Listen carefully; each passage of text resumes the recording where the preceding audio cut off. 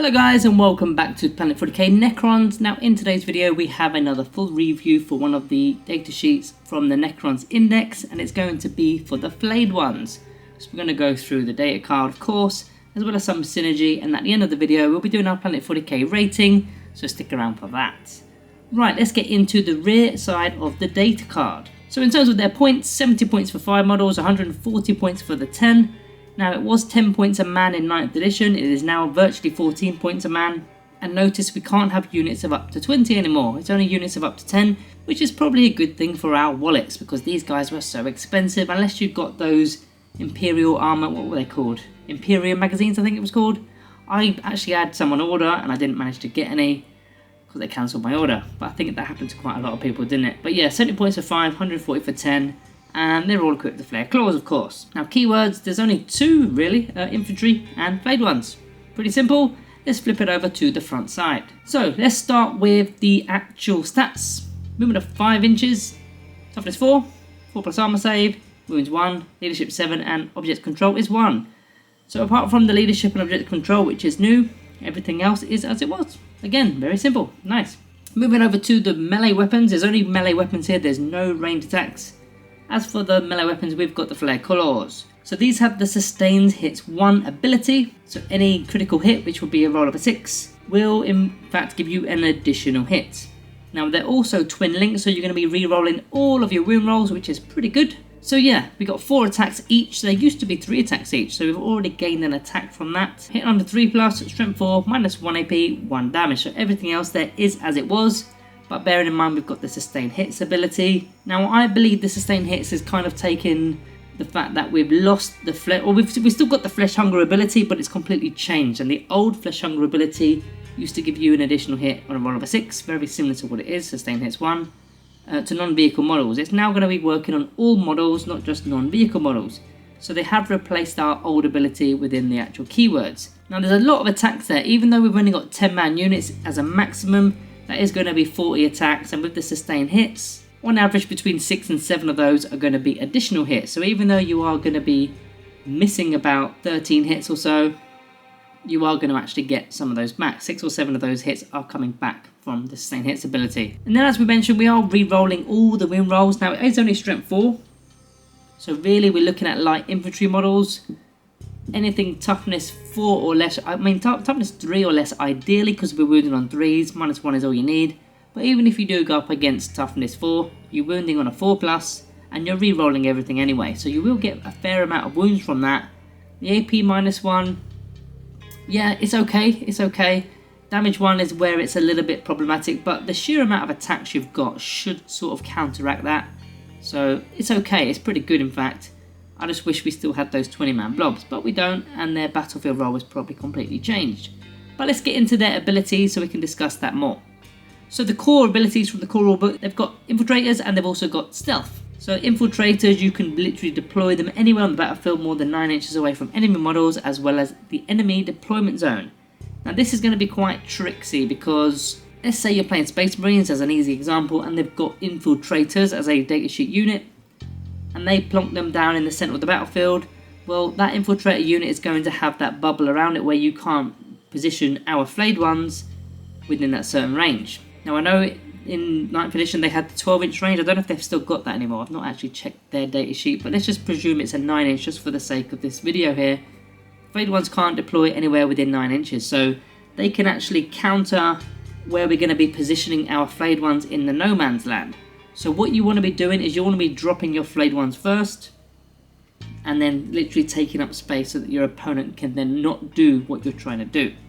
So after all, these are going to be a screening model, and maybe there's in fact an objective where you can just jump on it straight away and try to hold onto it for maybe secondaries and stuff like that.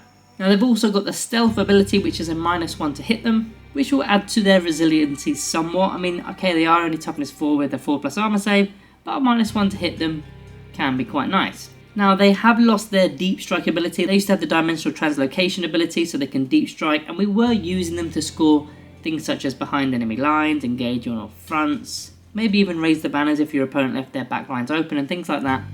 But unfortunately they've lost deep strike and gained the infiltrators keyword, so like I said, their battlefield role will slightly change, and we will talk about that in a bit. But their unique ability, Flesh Hunger, or the new version of Flesh Hunger, so each time a model in this unit makes a melee attack, if the target is below half strength, a successful hit roll scores a critical hit. Now that is in fact huge, especially when you combine that with sustained hits. Any hit roll of a 3+ will effectively become a 6+. It becomes a critical hit, and of course when we do get critical hits with the sustained hits ability, we get an additional hit. So any 3+ is an additional hit, which makes it kind of crazy, because when we've got a maximum of 40 attacks, we are going to get on average around 26.7 hits with that, but every single one of those is going to be a sustained hits at that point, because they're below half strength and you're getting them all as critical hits. So you're going to literally double that, which will become roughly 53 hits from a 10-man unit of Flayed ones, which is crazy good. Now the only downside to that is you're already going up against a unit below half strength. So there's two options here. Either you're going to be in a long drawn out fight, get them to below half strength, and then you go power punch and then you knock them out. Or you're using another unit to shoot them, get them below half strength, and then you go for the attack. You go for the charge and then you go for your attacks and try and get 53 or whatever it is.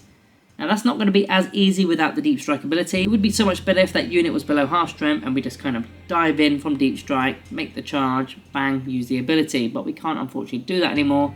But I still think it's a very nice pairing with the sustained hits ability. Now what can we do to improve the Flayed ones in terms of damage? Well, first of all, you've got the Protocol of Hungry Void. This is one of our stratagems now. And for one command point in the fight phase, so that could be your opponent's fight phase, it could be your fight phase, you're basically adding 1 to the strength, so that makes them strength 5. You could also improve the AP by 1 to make it -2 AP. However, there are no leaders that can naturally lead the Flayed ones. Now we're going to get onto that in a moment as well. There is a way of doing it, of course, but there are no natural leaders that can lead the unit. So you're going to have to do something a bit different there.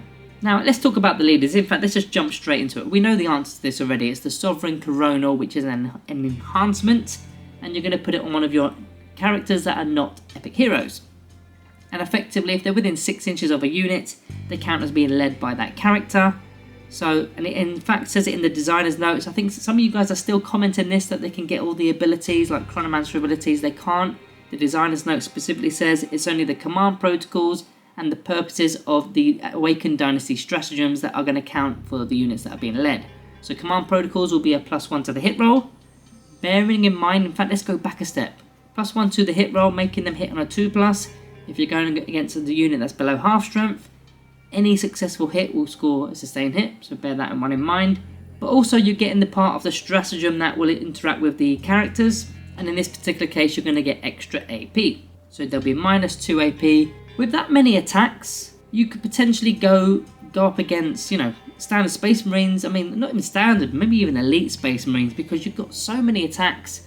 If you're hitting on 2s and they're all going to be critical, they're strength 5, so you're wounded on 3s most likely, and you're -2 AP on top of that.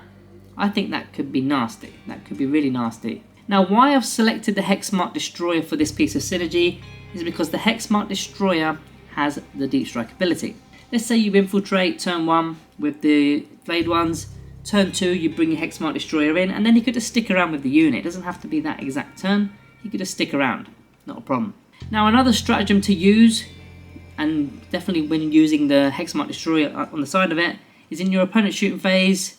Let's talk about let's say what the protocol is first. So the Protocol of Undying Legions, 1 command point in your opponent's shooting phase or fight phase, just after the enemy unit has resolved their attacks. I think this is one of our key stratagems, in fact, and effectively you get to use your reanimation protocols just after that unit has made its attacks, and you're going to be getting D3 back. And if a character is leading the unit, just like the designer's note said, the stratagems will work. It'll be D3 plus 1 wounds back. So you could potentially be getting 4 Flayed ones back there, and that could be after your opponent's shot or fought, whatever. Now, even more synergy with the Hexmark Destroyer. Now, I know I have slated the Hexmark Destroyer slightly in the comments. I am starting to come around to thinking he's pretty decent, I'm not going to lie. I'm just finding his damage output a little bit underwhelming, but it's not so much about the damage output, it's just the abilities that we've got to focus on. I'll probably do that I will be doing that in a later video. But let's talk about those 2 abilities and how they're going to relate to the Flayed ones. So Inescapable Death, you're basically getting a free Overwatch for for free, 0 command points, even if you've already used it on a different unit, and you're going to be hitting on 2s, not 6s. So he can be doing that within 24 inches, doesn't have to be the target of the charge. Not only that, multi-threat eliminator, the Necrons unit within 3 inches, so if your flayed ones are within 3 inches, if they get targeted by a ranged attack, then your Hexmark Destroyer can make a shooting attack. Simple as that. Doesn't even have to be at that unit that's shot at your flayed ones. You can just say, hey, I'm going to shoot with my Hexmark Destroyer and I'm going to target a completely different unit. And that's what the actual ability is. And you can do that multiple times. Doesn't have to be once, could be twice, could be 3 times, 4 times, 5 times, doesn't matter. Every time you target the flayed ones or any unit within 3 inches of this Hexmark Destroyer, he is firing. Pretty good. Let's work our way into some other units. Let's come away from the Hexmark for a moment. We've got the Command Barge. Now we've already done the Command Barge review. If you've missed that, check that one out. It will be in the playlist. 2 reasons. First of all, carry a wave to get extra objective control. Maybe that's their game, maybe that's not their game, but you've got the option there. But most importantly is the Resurrection Orb, which can be used on an infantry unit within 6 inches. And that Resurrection Orb will allow you to use reanimation protocols in your opponent's command phase. So just after you've fought, maybe you've lost a few models, doesn't matter, in your opponent's command phase, they're coming back. And also don't forget, if you're using that stratagem after the fight phase, which was the Protocol of Undying Legions, yeah, you're going to get it double bubble before your turn even comes around again. You've then got the Kinoptic Reanimator, of course, Nanoscarab Reanimation Beam, 12-inch aura. Any units within that aura get an additional D3 lost wounds when they are doing reanimation protocols, pretty nice. Battery change again. These batteries don't last for very long. Where were we? We were talking about synergy, right? So we spoke about the Reanimator, and I've got one more for you, which is that is not most commonly used, but I want to throw this in there because I still think it's quite cool, which is the Catan Shard of the Deceiver. With the Grand Illusion ability, you can effectively redeploy up to 3 Necron units, and you can even put them in strategic reserves. Now, why this is key is, let's take, for example, you've got 3 units of 5 flayed ones, and in the no man's land, you deploy them with the Infiltrate ability in a line, 1, 2, 3, across the no man's land, right in the center of the battlefield. That's going to stop your opponent from using pretty much any infiltration because you've literally blocked the area, unless of course they do it straight after you. But you can start to mess around with your opponent's deployment with the no man's land, and then you simply just use the Grand Illusion ability and you can say, hey, I don't even want my flayed ones there, I'm going to move them and put them somewhere else. So that's going to also mess with your opponent's deployment because they've expected to have some sort of flayed one screen across the battlefield. Maybe they were lining up a charge and then a slingshot move into your back lines. That's not going to happen anymore. So I quite like the little bit of unique synergy with the Deceiver. So what do I see as the battlefield role now for the flayed ones? Because they've lost the deep strike ability. So they're not, like I said, they're not going to be doing behind enemy lines anymore. Maybe not RBD because that's not a thing anymore. Maybe not engage on all fronts. That was their thing. They could still potentially do engage on all fronts and things like that. Now, without seeing I know the secondaries are out on some websites. I haven't fully looked at them yet. I want to wait until they're all out. I know some of them already. A lot of them seem to relate to objectives, so that could in fact favour the flayed ones with the Infiltrate ability, getting onto an objective in the no man's land in particular. I think that could be something, of use. Now, Necrons, this edition, I believe they're going to be quite a slow army anyway, especially if we're going Necron Warrior heavy. So if we're marching our warriors up the battlefield, I personally don't think you need to go past the halfway line of the battlefield. I think as long as you've got every objective in your half of the battlefield, you should be winning. I know that sounds like, well, you shouldn't be winning, but we're that resilient, we're not going to be losing those objectives. And any that's in the centre area, they should also be ours as well. We've just got that much objective control, and the amount of models that keep coming back, we should control the objectives. So really, it's mainly about the secondary objectives for me. We should be maxing out primaries. Not in every case, but most of the time I think we should be. So I think they've lost that key use of getting behind enemy lines, but we do have other units that can do that. I mean, Triarch Praetorians are one. They now have it. I don't know how useful they are. I've not tested them out yet, but they've got the deep strike ability now. We've still got the Veil of Darkness relic, although it isn't as good as it used to be.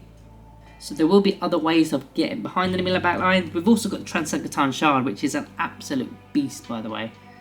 And yeah, I'll probably tell you that in another video what happened with that, because that was crazy. That was crazy.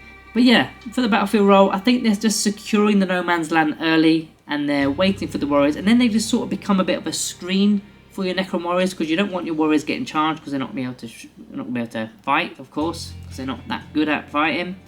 So once you've used the Overwatch stratagem, and once you've used the Vengeful Stars stratagem perhaps, once they do get charged, that's when they start to crumble a little bit, so you need a bit of a screen. It could be the Scarabs, it could be the Flayed ones, it could be the Tomb Blades, something cheap there. But this is where I think they're going to be now. They're going to be that kind of screening unit. So let's get on to the pros and cons before getting on to the Planet 40k rating today. Pros, to begin, we've got the Infiltrator's ability, so they can deploy and they can potentially be screening or just getting onto objectives for secondaries and things like that. They've got the Stealth ability for that -1 to hit them, gives them a little bit more resiliency. They've got a lot of attacks, especially with the Twin Linked ability, as well as the Sustain Hits 1 ability, and of course their Flesh Hunger ability on top of that, to score critical hits on just a basic hit. I like that one. And in fact that was the 4th bullet point, I don't know why I said that. It's easy to trigger critical hits, there you go. As for cons, there's no natural leaders. Now of course you can get a normal leader using the enhancement. It doesn't have to be the Hexmark Destroyer, it could be one of the non-epic heroes characters that we've got. You can use any of them, but the Hexmark is probably the easiest one because of the Deep Strike ability. They've actually lost Deep Strike, so their use is, well, it's different. It's different. They're not doing what they used to do. They're 4 points more per model than in 9th edition, because they are 70 points for a unit of 5, not 50. And the max unit size is now only 10 and not 20, so you're not going out with 20, and that adds to the resiliency, in fact, with reanimation protocols, because once you lose a unit, they're all gone. Finally, they're not as resilient as other infantry, whether it's your Necron warriors, we all know about them, Immortals with toughness 5, for example. They're the least resilient out of the other units. So let's get on to the Planet 40k rating today for the Flayed ones.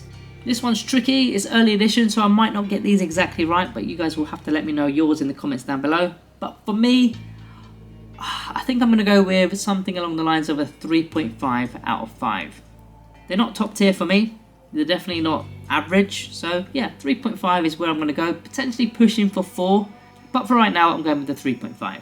So guys, that is the end of the review today. Thank you all for watching, and make sure you are subscribed to the channel if you are new around here. Thank you all for watching, see you in the next one.